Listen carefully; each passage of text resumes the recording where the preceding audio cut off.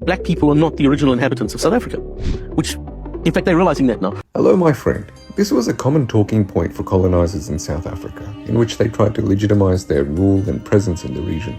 I'd say to justify South African apartheid by comparing it with some ancient migrations is honestly a poor strategy. The Bantu expansion that you're referring to is understood to have occurred through a series of agricultural migrations. These Bantu migrations are believed to have begun 5,000 years ago, reaching South Africa close to 2,000 years ago.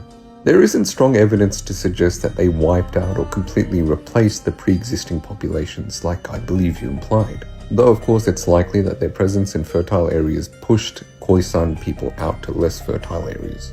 Now in my opinion, this doesn't compare to a conquest or a form of colonialism that shares the characteristics of the actual colonial rule endured by the country. Next, as Bantu-speaking populations have lived in southern Africa for many centuries, they do have some genetic ancestry from groups considered indigenous to this area as well. This is because the Bantu expansion wasn't simply a population replacement, but instead genetic studies suggest that pre-existing populations did assimilate and mix with the Bantu migrants. This whole argument you presented is sort of like telling an Indian that British colonialism is justified because part of their Indian ancestry is derived from Neolithic populations that existed outside the colonial borders of the subcontinent. It makes little sense. Yo, so we back in here for another edition of F-ya-Motha.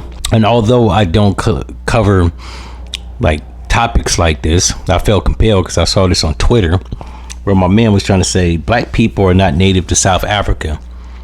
Yeah, black people aren't. Africans are. The fact that they actually had named the country Rhodesia, when I forgot what it was called previously, and African people have been there for thousands, if not hundreds of thousands of years, to make that argument.